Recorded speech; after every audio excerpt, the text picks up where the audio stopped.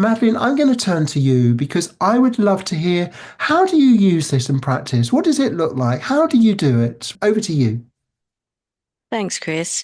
I guess I'd like to say first of all that how I do it may be different from how other people would do it. One of the things I love about Suha is how individual it can be and how it can meet us in the specific moment that we find ourselves in. And that's why I love this graphic that Chris showed before with the three different aspects, with the resilience, the well-being, and the change making. Because for me, depending on where I'm at within those three aspects, there'll be different Suha moves that will really serve me in my daily life. Um, but what I'd like to do is maybe just share one example of how the different Suha moves flow into each other for me, and they support me to move from one place to another, like in a moment in my daily life. And just to before I go into those specific moves, you'll have noticed that we've been doing these gestures with our hands. We've had the big happens through small, and we've had the heart sink and the what if. And you might be wondering, what's this all about? Why these gestures with the hands? So each Suha move has three aspects to it.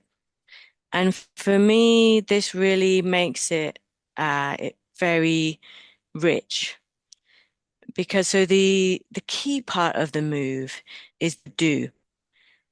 And it's a tangible step, an inner step, or it might be an outer step. And this is what the particular move really prompts.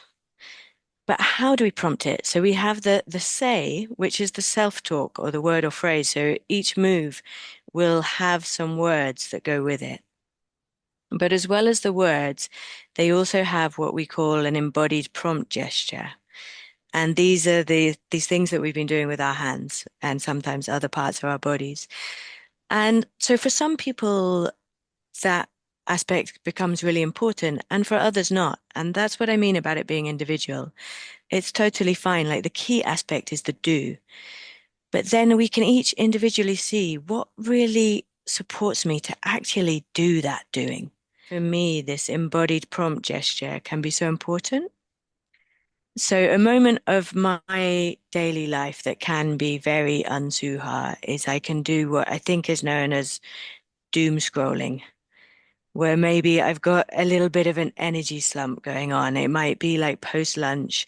I woke up in the morning and I set off into my day with really good intentions.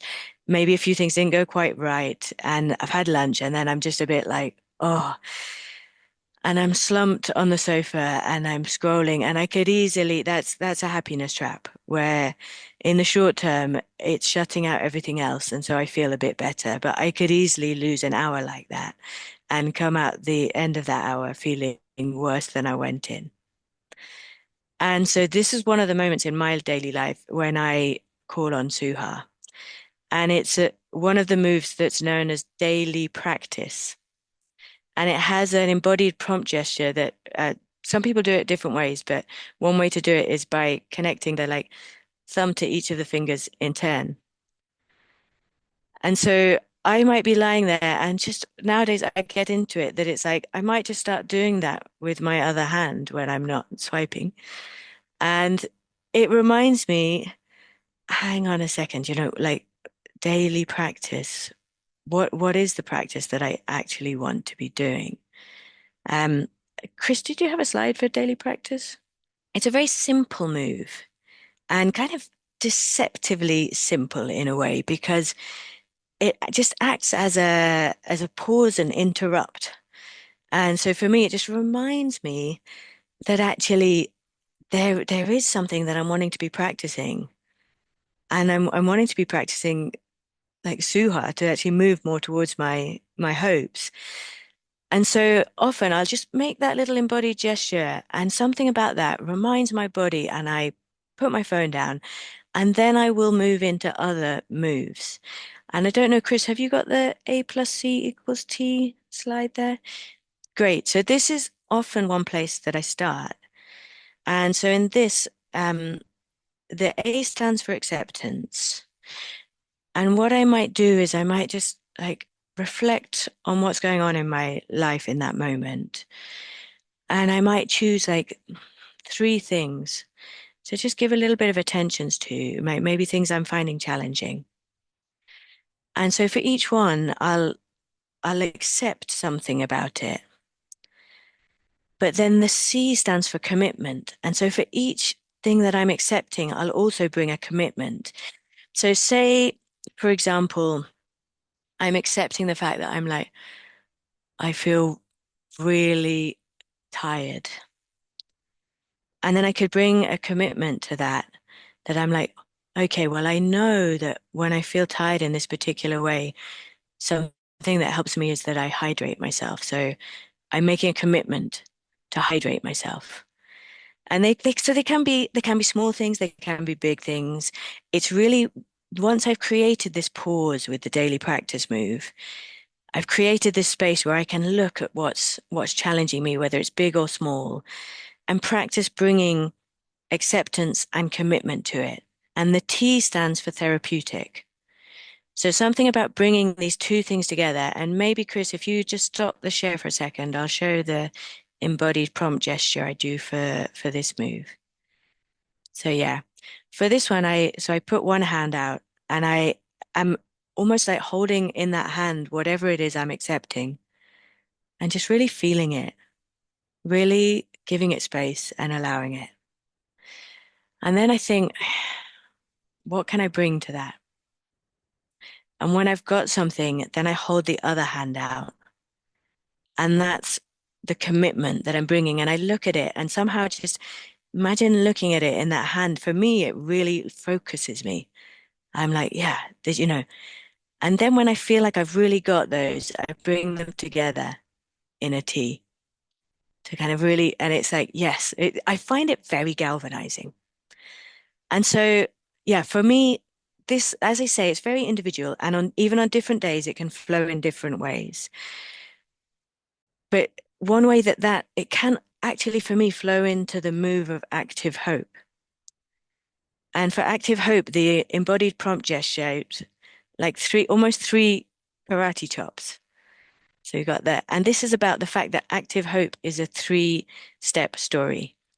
So there's where I am now, there's what I'm hoping for, and then there's the bit in the middle, which is the steps that would be me being active in support of that hope. And this somehow for me, having often A plus C equals T for me does flow into active hope because I've like the A plus C equals T for me is quite similar with that first step of active hope, where I've really been facing what it is and feeling what I feel. And that's what I've been accepting. And I've been making these commitments to it already, which has already galvanized me. And something in that often means that I am more able to connect with and identify what my hopes are. And once I have identified those hopes, and I've got this like real committed desire to take steps that make that more likely. This is where, for me, I mean, people who might know me from other contexts know that I am like deeply embedded within Active Hope. I train facilitators in Active Hope. I love Active Hope. And I I find the way that Suha and Active Hope can interweave really encouraging because for me, I can have identified my hopes and I can be really committed to take those steps. And then life happens and it keeps happening.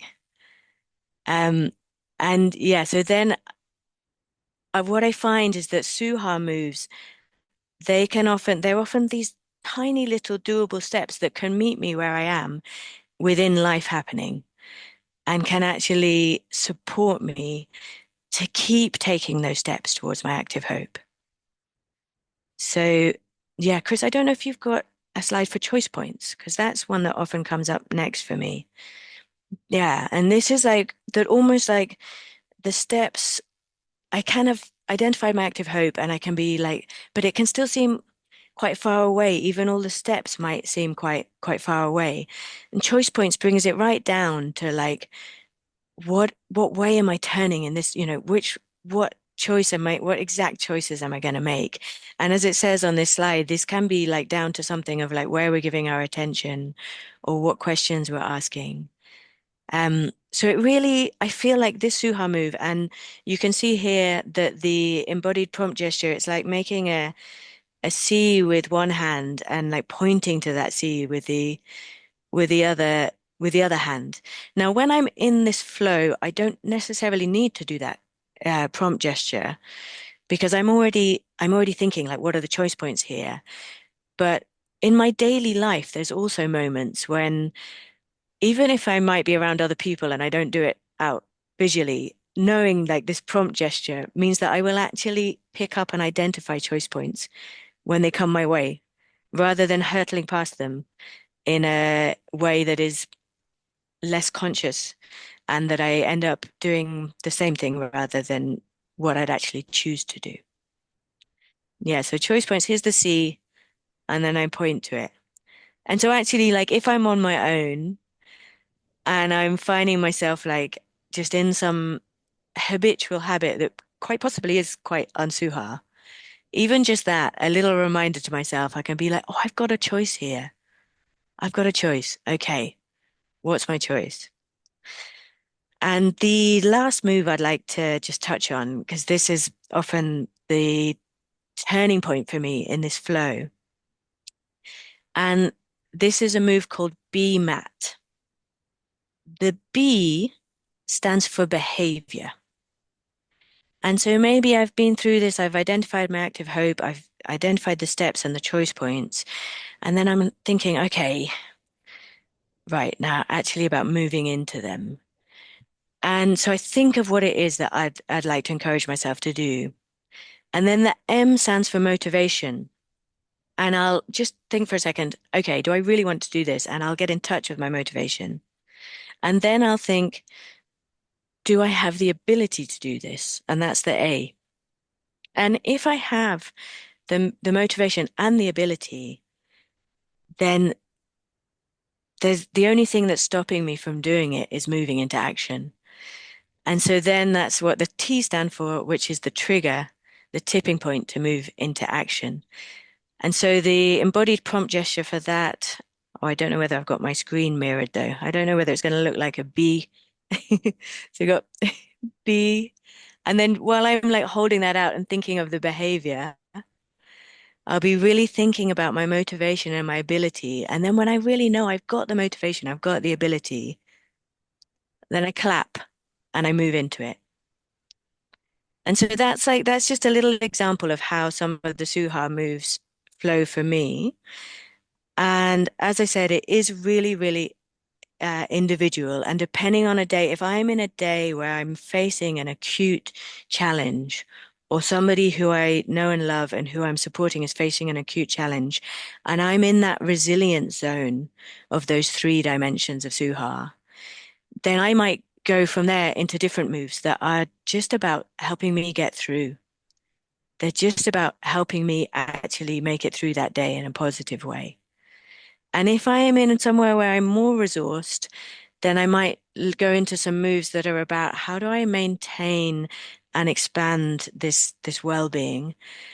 And if I'm in a place where I'm really wanting to turn the attention to my change-making capacity, then there's other moves that I'll go into that will really head me off in that way. So yeah, that's just a little taste, and I hope it's given some sense of how it works for me personally. Um, yeah, handing back to you, Chris.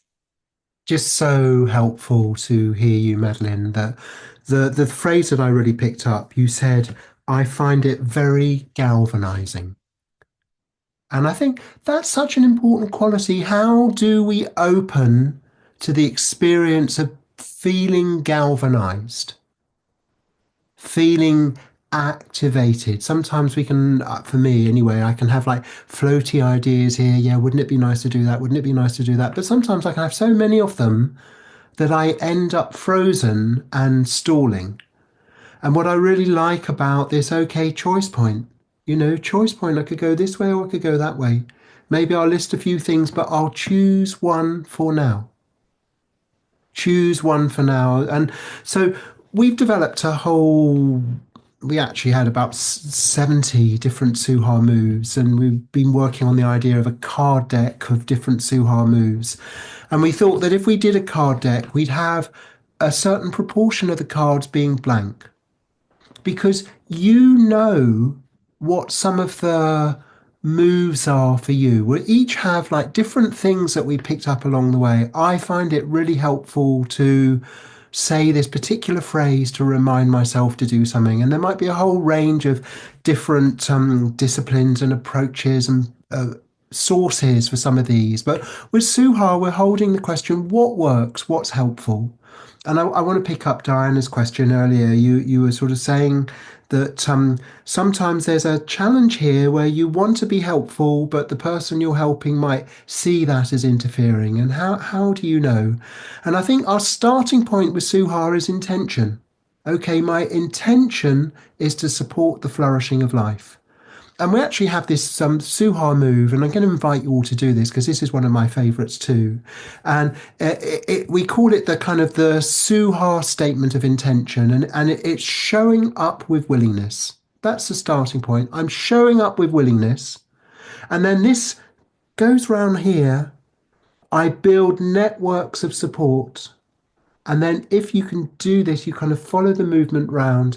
I offer and receive. So it's showing up with willingness, build networks of support, offer and receive. And so offer and receive, there's something about a two-way flow. I'm both showing up with willingness and offering, but I'm also part of a network of reciprocal helping. And the question, how do I know what's helping? How do I know what's interfering? I start out with intention. But then also one important Suha move, when we do the Suha course, we have a whole week where we're looking at Suha in relationships. How do you have support well-being in relationships? Because there's such an important part of sustainable happiness, but also there's such an important part of hope activation. There's a lovely saying, I can't, we can. Some hopes are bigger than we are, and we need to join a team to help them happen. So, in any team, one of the really important moves is listening. Listening well. And when I listen well, I've got a hand on here and a hand on here. And I don't necessarily, with the person, I don't go up to them saying, like that. That might sound a bit obvious. But when I'm doing this, I'm reminding myself, and I can even just think to myself, okay, Chris, listen here. And when you're listening, there's something about being open to feedback.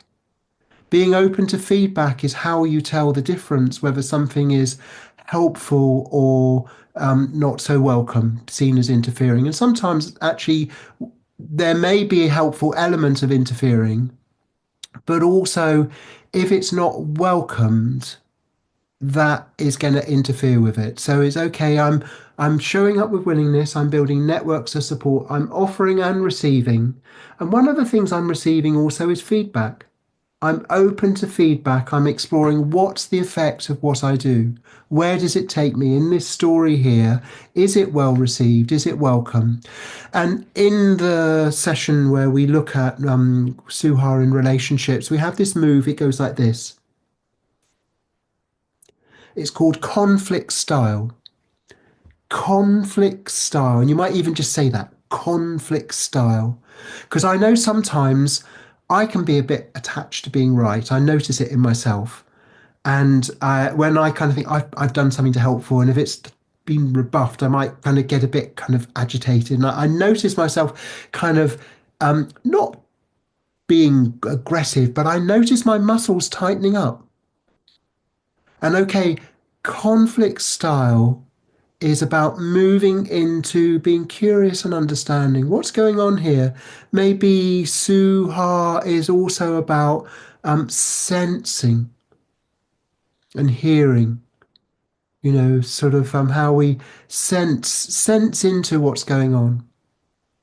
I'm aware that we're almost at an end, and we've just wanted to open the door. There's a depth of approach here that will probably contain things that you already know about, but it's also about how you weave them together in a larger system that is aiming for a beautiful life that's good for you, other people, and our world. How do we find the sweet spot where we can live our lives in a way that are satisfying, rewarding for us, where we can look back on the last week or month or year or chunk of time and say, yes, I'm glad I've done that. And how Suha is a set of moves that can help steer us towards that, but also give us tools to catch our heart when we feel it sinking. We've got a 8 week course. We've run this a number of times. We've run it several times internationally. We've also run a version of this course in China as well. We've had people from lots of different countries take part. And what we've been really struck by is that people find it fun to do. They find the group sessions enjoyable. There's a sense of a learning journey together, and we go on this kind of growing treasure inside ourselves, nourishing relationships, facing the storm, looking at what helps us face difficult things, whether in our own lives or out in the world, or if you're supporting other people to face difficult things, what helps you pass on to other people to help them do that. But also, a big part of this is the change making skills, finding our flow in that, and really having a sense of how do we have a through topian adventure where we're looking at supporting our well-being to make it through in the best way we can, and putting out ripples in a way that impacts the larger culture we're part of. Details, there's a link at collegeofwellbeing.com. I also want to really acknowledge that some of this in a webinar, can all sound so easy. And thank you, Diana, for just acknowledging that sometimes this stuff is really tough and there's no easy quick fix. But we're looking at how do we support ourselves while we're showing up the best we can and doing what we can. And we won't get it right all the time. And so that's why part of this Suha journey is also looking at what helps us when we fall and fail. Madeleine, anything else you want to pick up from the chat window just before we close? I'm just reveling. There's some lovely messages in there, but I just really want to say thank you very much, everybody, for making that choice point to turn up today and to share this time together. Thank you. And so now we draw to a close.